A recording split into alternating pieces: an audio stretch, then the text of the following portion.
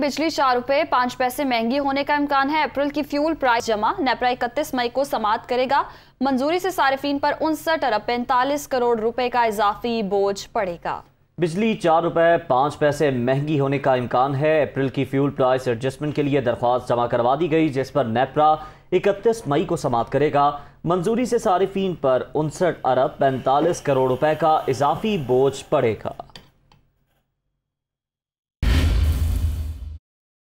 उमर सरफराज टीमा की बतौर गवर्नर ओहदे से बरतरफी के खिलाफ दरख्वास्त पर समाअत। इस्लामाबाद हाई कोर्ट ने उमर सरफराज टीमा की दरख्वास्त पर लार्जर बेंच तश्कील दे दिया। अदालत ने केस की समाअत मंगल तक मुलतवी कर दी है। जी बिल्कुल, जो एतराज़ात उठाए गए थे वो ख़त्म कर दिए गए और अदालत ने केस की समाअत मंगल तक मुलतवी कर दी है। इस्लामाबाद हाई कोर्ट ने उमर सरफराज टीमा की दरख्वास्त पर लार्जर बेंच तश्कील दे दिया।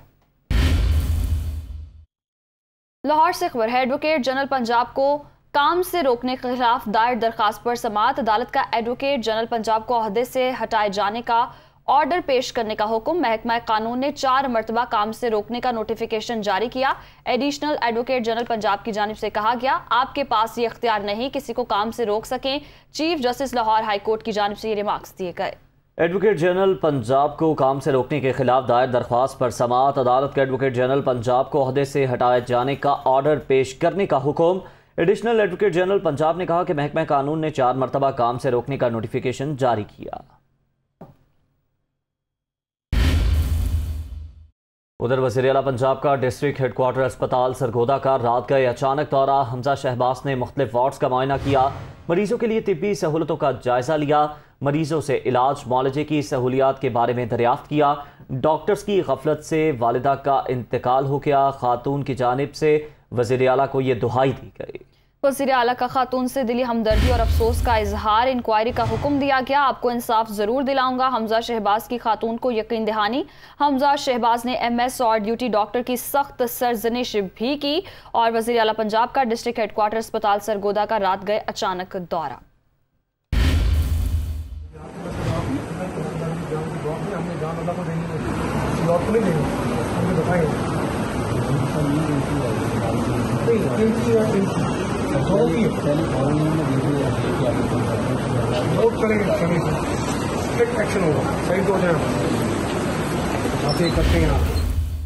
इंटरबैंक में डॉलर मजीद 40 पैसे महंगा हो गया। इंटरबैंक में डॉलर 200 रुपए 40 पैसे पर ट्रेड हो रहा है। ओपन मार्केट में डॉलर 202 रुपए में फरोख्त। नई हुकूमत में डॉलर 17 रुपए 47 पैसे महंगा हुआ। इंटरबैंक में डॉलर मजीद 40 पैसे महंगा हुआ है और कारोबार का आगाज है आज के दिन, और ऐसे में ही डॉलर मजीद 40 पैसे महंगा हो चुका है। इंटरबैंक में डॉलर 200 रुपए 40 पैसे पर ट्रेड हो रहा है। ओपन मार्केट में डॉलर 202 रुपए में फरोख्त हो रहा है, जबकि नई हुकूमत में डॉलर 17 रुपए 47 पैसे महंगा हुआ। मजीद जान लेंगे, तारिक गौरी हमारे साथ मौजूद हैं। तारिक, बताइएगा, आज दिन के आगाज में ही डॉलर 40 पैसे महंगा हो गया? जी बिल्कुल, सूरत-हाल ऐसी ही है क्योंकि आज अगर मुकाबला किया जाए गुज़श्ता चंद रोज़ का, तो उस मुकाबले में आज डॉलर की कदर में अब तक अभी सुबह में खास हद तक इजाफा नहीं हुआ। वैसे हम देखें कि एवरेज जो है वो 1 रुपए से ज़्यादा का इजाफा हो रहा था, जिसमें हम देखें तो कुछ हद तक कमी भी होती हुई नजर आई है। जो कि एक सेंटीमेंट इस वक्त बना हुआ है, जिस तरह की हुकूमत की जानिब से डिसीजन दिया गया कि लग्जरी आइटम पर बैन किया गया काफ़ी सारा, कुछ पर ड्यूटीज भी बढ़ाई गई हैं। तो ये एक खास तौर पर जो कई लोग जो इम्पोर्ट के लिए LC खोलते हैं और डॉलर की बाइंग शुरू कर देते हैं, तो इस हवाले से उन पर एक इम्पैक्ट आया कि हुकूमत भी कुछ इक़दाम ऐसे कर रही है, जिसकी वजह से जो है वो इंटरबैंक में भी आज हमें डिमांड कुछ हद तक कम होती हुई नजर आई है। लेकिन साथ साथ अभी देखा जाए तो जो वाज़ेह सूरत हाल अभी तक नहीं हो सकी, क्योंकि जब तक IMF के साथ पाकिस्तान के मामला तय नहीं हो जाते, उस वक्त तक ये जो प्रेशर है इस वक्त जो फॉरेन रिजर्व पर है वो हमें नजर आता ही चला जाएगा। क्योंकि फॉरेन रिजर्व जो है हमारे तेजी के साथ कम हो रहे हैं, क्योंकि जो कर्ज और सूद की अदायगी है वो भी पाकिस्तान को करनी पड़ रही है। साथ साथ जो एक ट्रेड डेफिसिट काफी हद तक बढ़ चुका था, इसको भी कंपनसेट करने के लिए डॉलर की डिमांड में हमें कुछ इजाफा नजर आता है। साथ साथ हम देख रहे हैं कि इंटरनेशनल मार्केट के अंदर जो ऑयल की प्राइसेस हैं उस पर किसी सूरत में भी अभी हमारा कंट्रोल नहीं, क्योंकि वो तो हमें किसी भी सूरत में वो तो नेसेसरी है, परचेज ही पाकिस्तान को करनी ही पड़ेगी।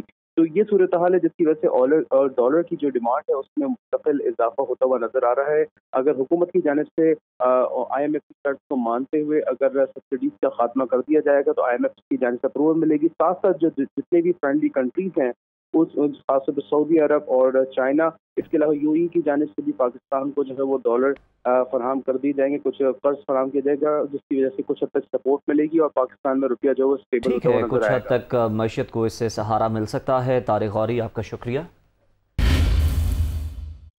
लाहौर हाईकोर्ट में परवेज इलाही ने वज़ीर आला पंजाब का इंतखाब चैलेंज कर दिया। लाहौर हाईकोर्ट का हमजा शहबाज समेत दीगर फरीकैन को जवाब जमा कराने का हुक्म।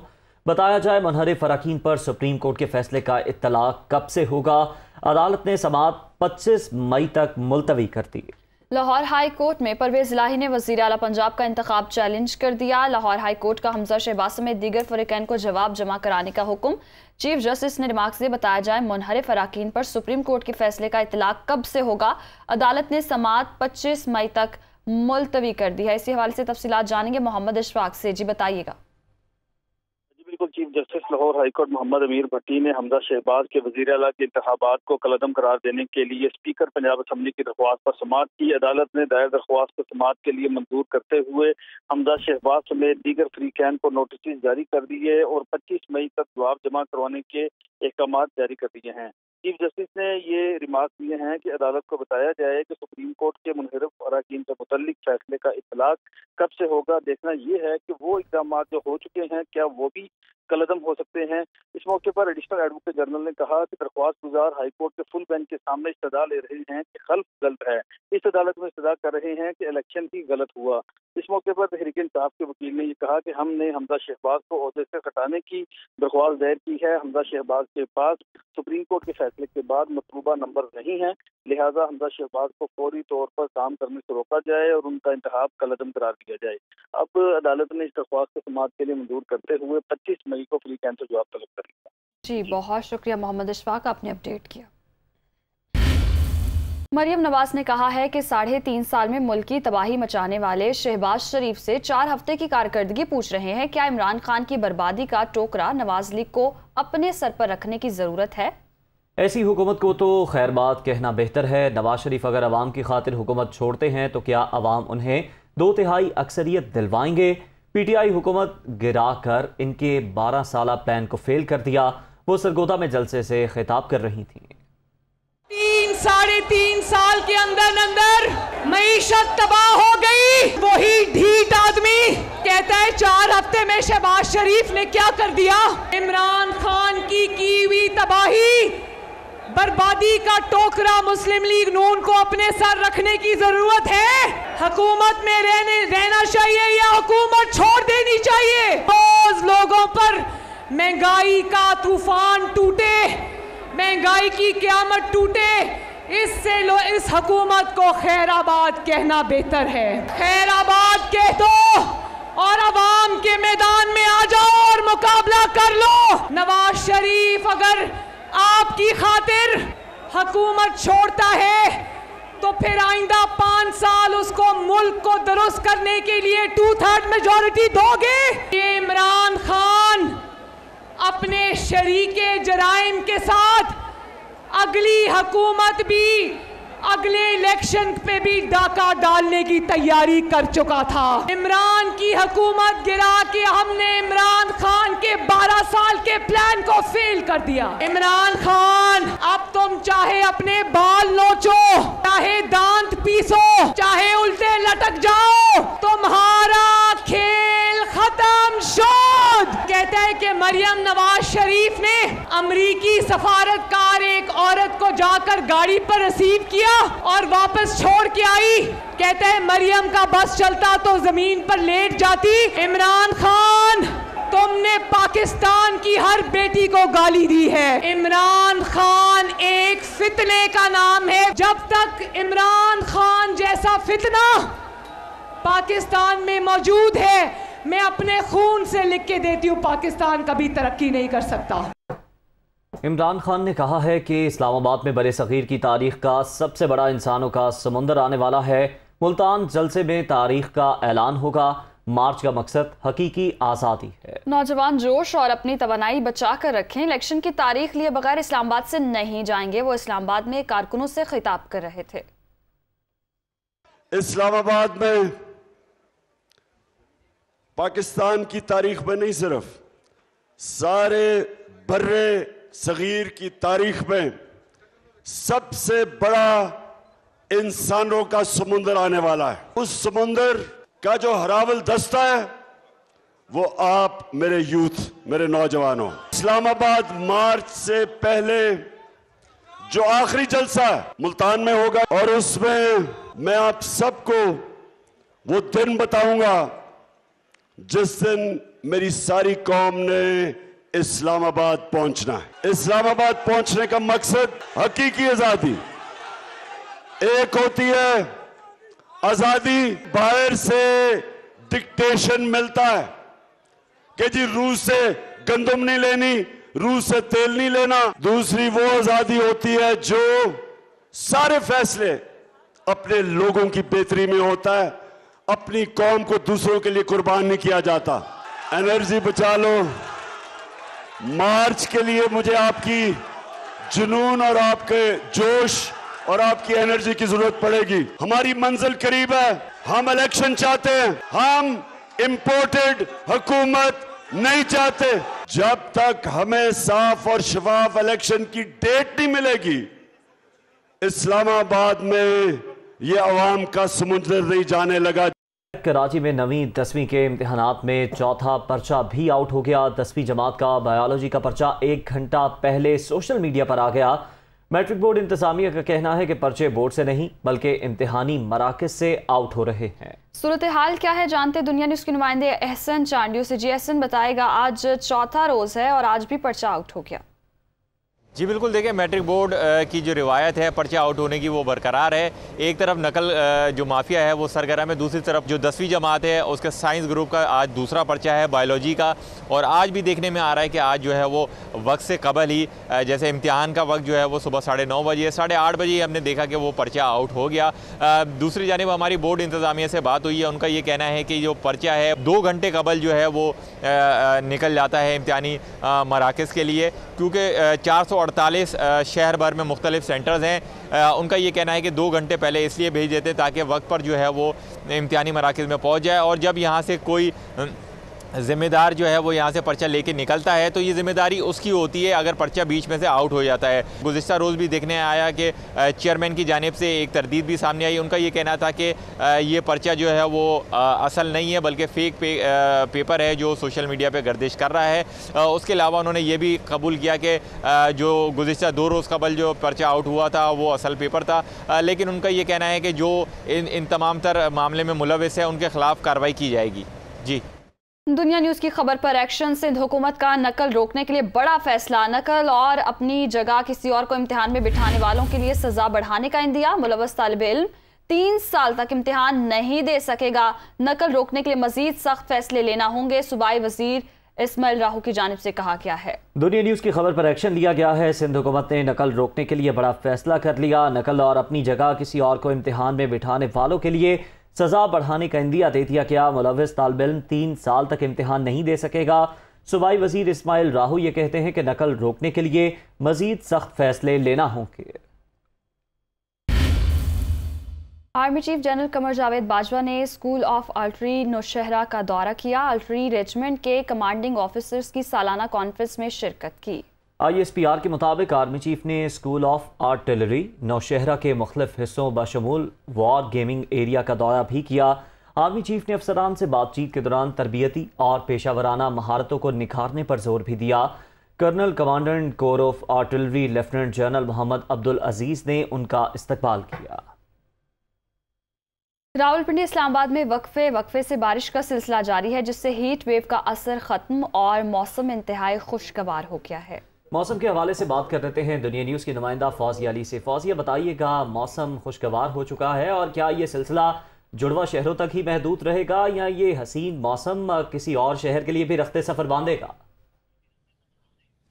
जो बिल्कुल शहर इक़्तिदार और रावलपिंडी के मौसम की बात की जाए तो वो बहुत ही सुहाना है और वक्फे वक्फे से बारिश का सिलसिला भी जारी है। और हम देख रहे हैं कि बारिश का सिलसिला जो है वो कल शाम से शुरू हुआ, जिसके बाद गर्मी का ज़ोर जो है वो टूट गया, मौसम खुशगवार हो गया और जो इस्लामाबाद के बासी हैं उनके चेहरों पर मुस्कुराहटें जो हैं वो वापस आ गई, क्योंकि गर्मी की जो एक शिद्दत थी, हीट वेव की कंडीशन थी, वो ख़त्म हो गई। महकमा मौसमियात का ये कहना है कि बारिश का ये सिलसिला जो है वो सिर्फ इस्लामाबाद में ही नहीं बल्कि मुल्क के दीगर हिस्सों में, जिसमें पंजाब के मुख्तलिफ इलाके शामिल हैं, कश्मीर, गिलगित बल्तिस्तान, खैबर पख्तूनख्वा के मुख्तलिफ इलाकों में बारिश का ये सिलसिला होगा शाम के वक्त। और रात के वक्त ये सिलसिला जो है वो ज़्यादा हो सकता है एज़ कम्पेयर टू अगर दिन की बात करें, क्योंकि दिन के वक्त दर्जा हरारत जो है वो मामूल के मुताबिक आएंगे। जो वो दर्जा हरारत जो 6 से 8 डिग्री सेंटीग्रेड जो है वो ज़्यादा हुए हुए थे वो मामूल पर आ जाएंगे। ताहम शाम और रात के औकात में दर्जा हरारत में कमी वाक़ होगी।